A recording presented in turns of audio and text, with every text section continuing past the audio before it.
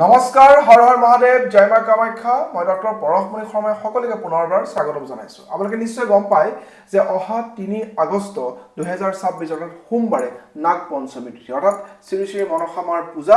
গতিকে এই নাগ পঞ্চমীৰ সময়খিনিত আমি কিছুমান কাম কৰিব পাৰোঁ, বিশেষকৈ যাৰ কাল সৰ্পদোষৰ সমস্যা আছে, সেই কাল সৰ্পদোষৰ সমস্যাৰ পৰা যদি আপুনি হাত সাৰিব বিচাৰিছে বা কাল সৰ্পদোষৰ বিশেষ আপুনি কিবা প্ৰতিকাৰ কৰিব বিচাৰিছে, তেনেহ'লে এই দিনটো হৈছে সবাতোকৈ উৎকৃষ্ট দিন।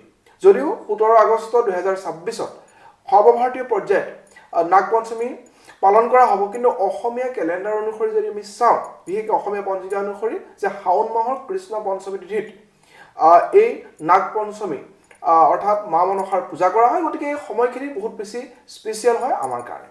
চাওক, যাৰ কাল সৰ্পদোষ আছে, অৰ্থাৎ যাৰ ৰাহু আৰু কেতুৰ ভিতৰত গোটেইকেইটা গ্ৰহ হৰস্কোপত সোমাই আছে, তেওঁলোকৰ কাল সৰ্পদোষ থকা বুলি কয়। আৰু যেতিয়া এষ্ট্ৰলজাৰৰ ওচৰত যায়, আপোনাক কাল সৰ্পদোষৰ কথা কয়। আমিও কাল সৰ্পদোষৰ এটা এবছৰীয়া ধৰি এটা প্ৰগ্ৰেম কৰোঁ, য'ত তেওঁলোকৰ সেই কাল সৰ্পদোষৰ সকলো সমস্যা আমি নাশ কৰিবৰ কাৰণে বিভিন্ন ধৰণৰ পূজা কৰা হয়। কাল সৰ্পদোষৰ কাৰণে বিশেষকৈ ত্ৰম্বকেশ্বৰত ইয়াৰ পূজা কৰা হয়। গতিকে সেই ত্ৰম্বকেশ্বৰ পূজা যদি আপুনি কৰিব পৰা নাই, বা আমাৰ তাতো বিশেষ কাল সৰ্পদোষৰ ক্ৰিয়া আপুনি কৰিব পৰা নাই, তেনেহ'লে এই দিনটোত অৰ্থাৎ ৩ আগষ্ট এই সোমবাৰৰ দিনটোত বিশেষ 3টা কাম যদি আপুনি কৰে, আপোনাৰ কাৰণে ভাল হ'ব। কৰিব লাগিব কি? মা মনসা মন্দিৰত আপুনি সেইদিনাখন যাব লাগিব। ৰূপৰ নহ'লে তামৰ আপুনি এযোৰা সাপ আপুনি কিনিব লাগিব, কিনিবলৈ পায় জুৱেলাৰী দোকানত।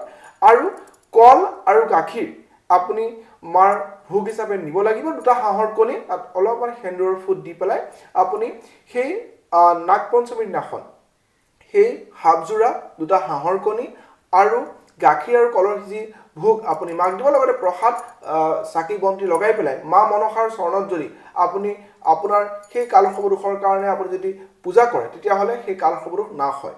লগতে সেই একেখিনি বস্তু যদি মনসা মন্দিৰ ঘৰৰ ওচৰত নাই, শিৱ মন্দিৰৰ শিৱলিংগটো দিব পাৰে, কাৰণ এইদিনাখন হৈছে শাওণ মাহৰ 3টো সোমবাৰ। গতিকে একেখিনি কামেই আপুনি শিৱ মন্দিৰত গৈও কৰিব পাৰিব। লগতে আপুনি 1.5 লিটাৰ গাখীৰ আপুনি ল'ব লাগিব। সেনেকুৱা 1.5 লিটাৰ 2টা গাখীৰৰ টোপোলা আপুনি ল'ব।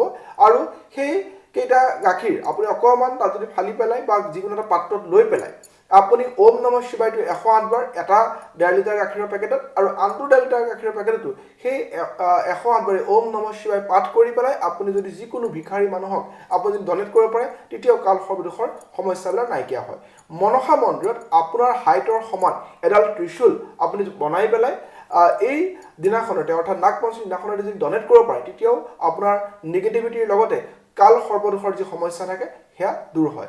কাল সৰ্পদোষৰ কাৰণে এইখিনি সময়ত ৰাহু আৰু কেতুৰ যিকোনো দানেই এই দিনটোত আপুনি কৰিব পাৰে। লগতে আপুনি এই সময়খিনিত শিৱৰ যদি আপুনি ত্ৰিশূল, ডম্বৰু বা ৰুদ্ৰাক্ষ আপুনি শিৱলিংগত দিব পাৰে, পঞ্চামৃতিৰে অভিষেক কৰিব পাৰে। যিহেতু সোমবাৰ চলিয়ে থাকিব, তেতিয়াহ'লে আপোনাৰ কাল সৰ্পদোষৰ লগতে যিকোনো আপোনাৰ হৰস্কোপত থকা যিকোনো বিষ যোগ, অৰ্থাৎ ৰাহুৰ লগত কম্বিনেশ্যন হৈ পেলাই যদি চন্দ্ৰৰ কাৰণে বিষ যোগ বা ৰবিৰ লগত হৈ পেলাই পিতৃদোষৰ হয়, সেইবিলাকো নাশ হ'ব।